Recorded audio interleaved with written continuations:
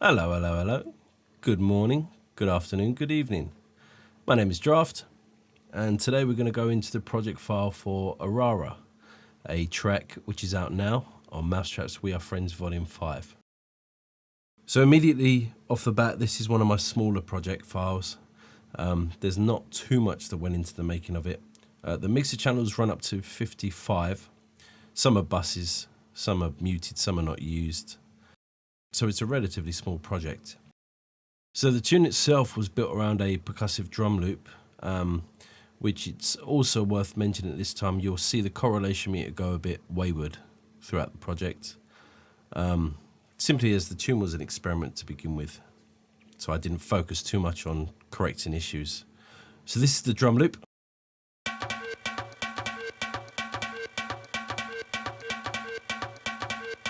There's quite a lot of processing on it. There's some effects that have been automated.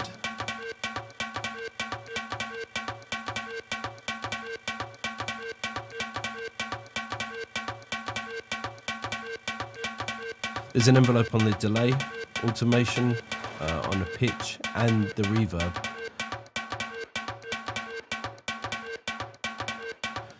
Just to provide edits and keep things interesting as the loop went on so it didn't become too repetitive.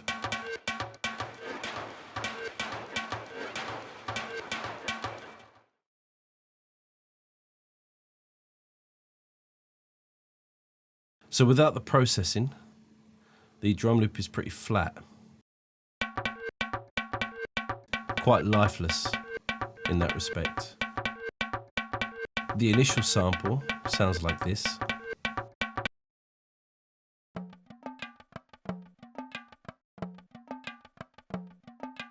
So what I'd done is I split it across three elements, created a very simple groove. One of the elements is reversed to help the flow of the loop itself.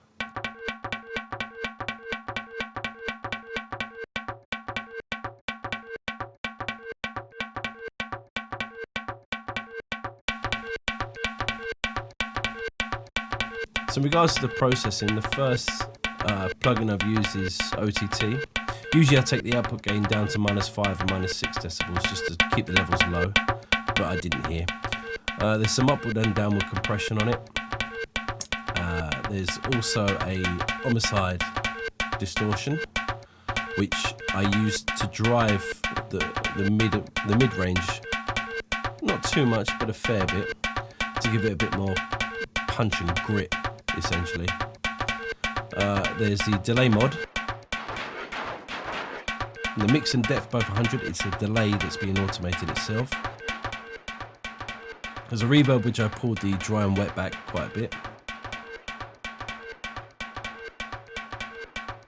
There's also a parametric EQ, which I took a bit of the low end out of and boosted the frequencies where the attack transient of the drums hit. There's a Valhalla room. Usually I keep the bass multiplier down, but not in this instance.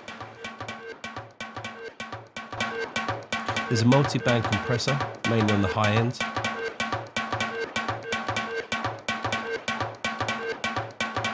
And I've also used a compressor, quite harsh in that regards. A high ratio, and I boosted the gain as well to bring the levels up a bit more. Keep it contained as well so it doesn't change or damage it too much. And finally a parametric EQ where I've boosted the high end to give it a bit more clarity and a bit more brightness. And add a bit of vibrance. And the transient shaper where I've boosted the attack a bit and pulled back the release just to give it a bit more tightness in its delivery.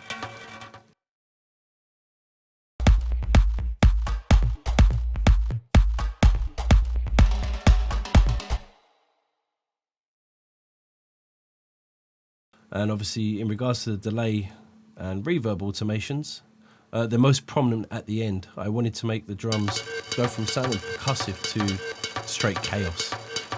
And through the automation on the reverb and delay, it was the most effective way to do that.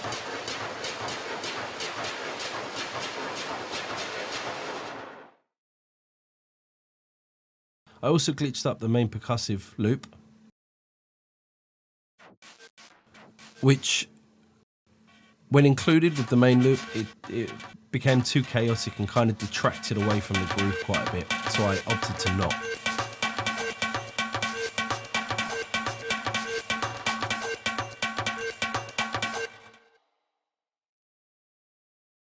Now underneath the main loop is another kind of chugging loop. It just adds a little bit more flow to the loop itself. It just keeps it a bit more interesting, really.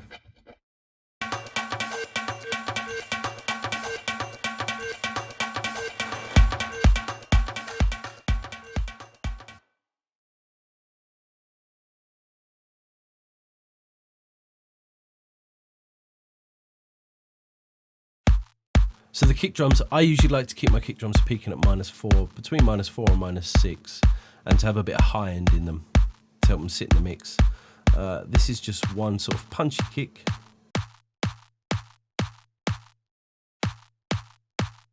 with a layered clap that had been lo-fi processed. The low end rolled out, the upper mids pulled back a bit, and the high end rolled off. It gave it an almost bit crush feel to an already distorted and lo-fi sounding clap. And that on top of the punchy kick and the low end with a bit of parallel compression gave it a bit more prominence in the mix. Now I also have a hat that is reversed that sort of sucks into each kick and holds for the attack transient, only for a few milliseconds. But I found that helped the kick cut through the track and the mix quite a bit, which helped nicely. I also realised pretty quickly that with the kick drums and the percussive loop that it needs something else just to keep a bit of engagement up. So I took 2 kick drums, rather than using 808s, which I would have used as toms or a tom replacement. I took 2 kick drums, panned them quite harshly against each other without the processing, and then with some OTT, multiband compression, EQ, reverb, a stereo enhancer, and the control on the transient shaper. I mean, you'll notice again the correlation meter going wayward, but if I stick it in mono, you'll see how I would have eventually pulled it up to have it sit correctly. But in regards to the correlation meter, when I was writing this tune, it wasn't something I was paying attention to. I didn't really bother too much about. But I just found they work very well with the kick and percussive elements when they're sort of feeding off each other to add a new dynamic to the sound.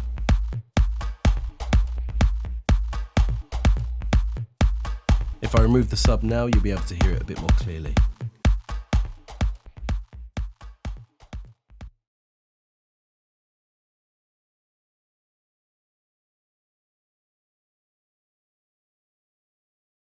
So there's a bit of additional percussion in the track.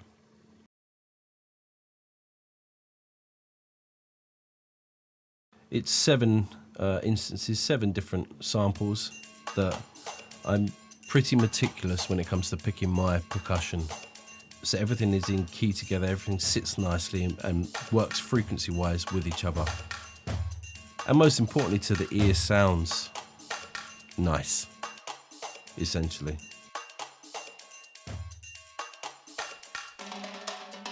So I also have this switch,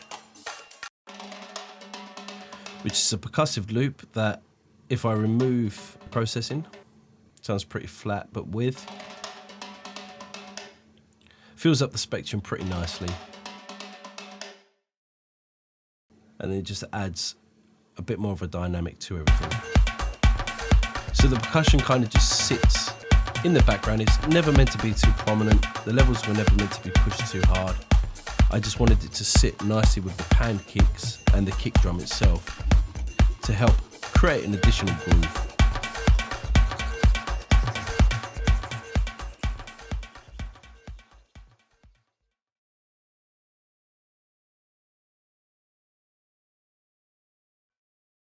Now another part was the melody.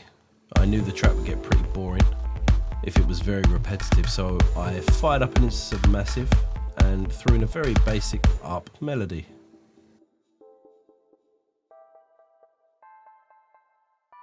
the B being the variation. In this instance of massive, it was based upon a pad that I created.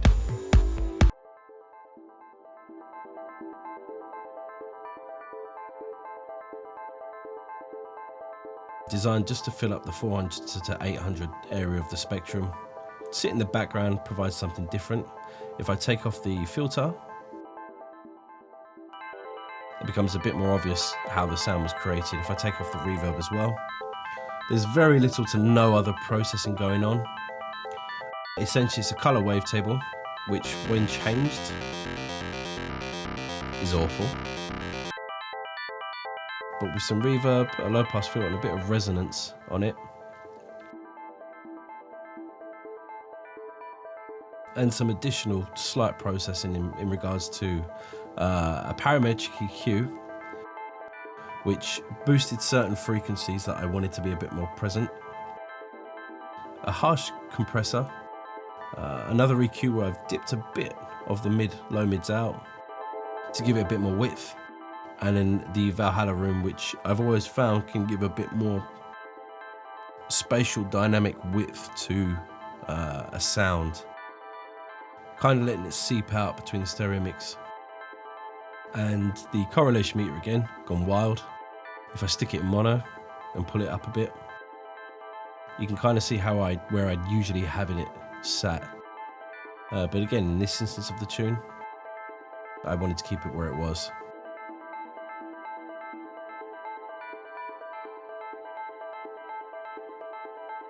So the second part to the melody is an additional effect almost.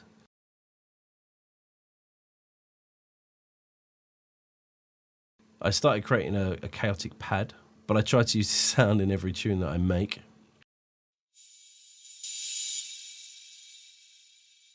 Unprocessed.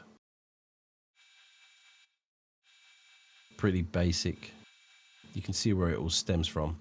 It's essentially all this going on, but none of it's actually turned on.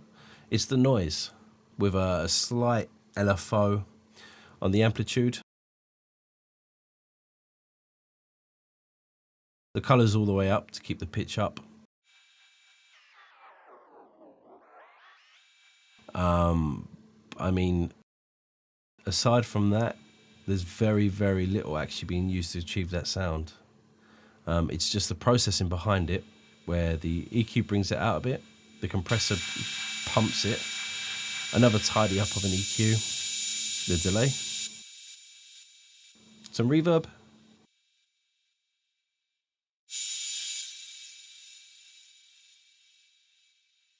and then finally a parametric EQ where I've just ducked out almost the upper mids, the mids to upper mids, just to give it a bit more width. And then together with the ARP, gives it an almost cosmic kind of feel. And then the final part of the melody was another instance of Massive, which I used to create a Vangelis style pad.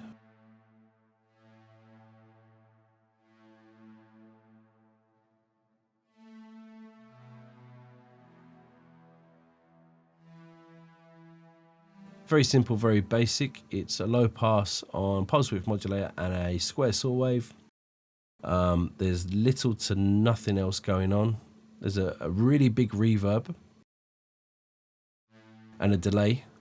The reverb obviously elongating the sound out and making it a bit more epic, as it were. The voicing, I've got a unison of 4. There's a bit of pitch cut off, which I've got on a macro, which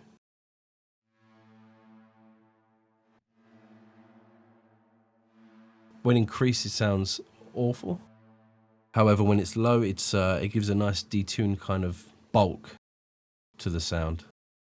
The processing, I've got a parametric EQ that I've boosted certain frequencies. The second EQ literally takes out the mids, just give a bit more width. And the Valhalla room, again, just to add a nice tail onto the end of it.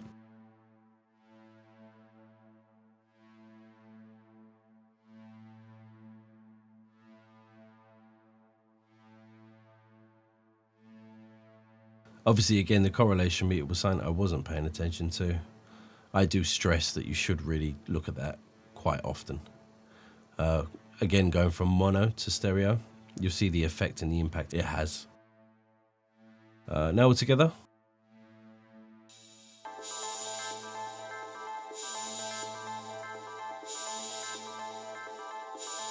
It just added a nice melody to have sat in the background. And then as the tune went on, I realized that I'd have to change the melody slightly, so I went up in the scale.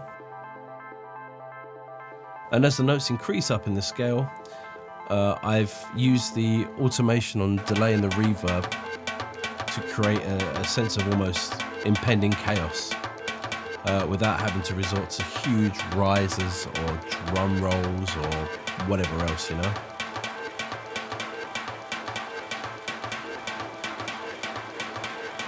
So it's relatively subtle, but it gave the effect that I needed.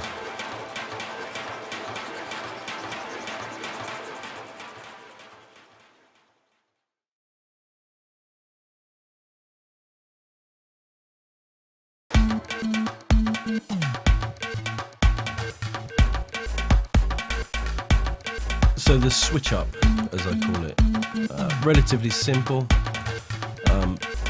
basic notes, nothing special. Both instances created in Absinthe. The first was my interpretation of Michael Jackson's Beat It intro.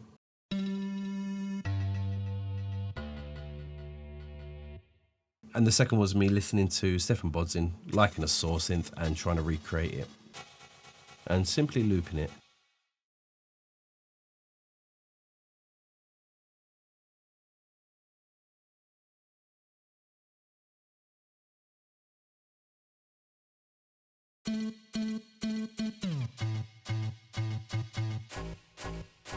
So I've hard panned them, grouped them together. The bus literally has an OTT and a parametric EQ, nothing special at all. The individual channels have some EQ cleanups on them and a Valhalla room, just to give them that sort of, that bit more space, that bit more prominence that they have. And with the sub,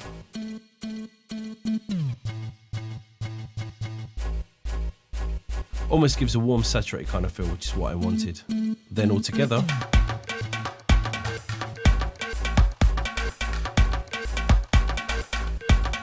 a very straightforward melody, didn't have to be anything dramatic.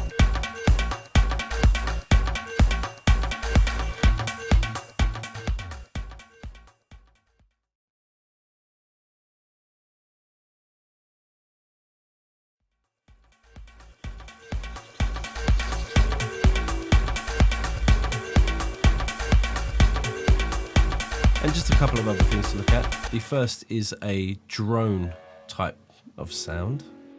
Again, done in Absinthe.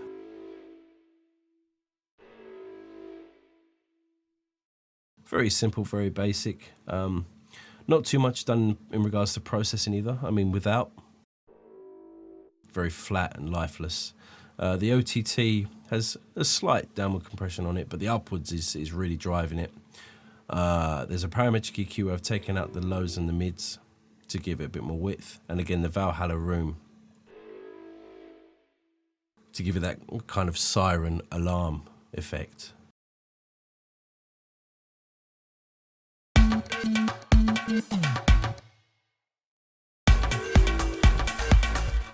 And then the final kind of groove assisting technique that I threw in was again another sound created in Absinthe, which is sidechained against the kicks, not too dramatically. There's an EQ, which I've just tidied up certain areas, and against the kick drums, it just gives an added groove. It just kind of gives an added push and pull kind of feel against the kicks.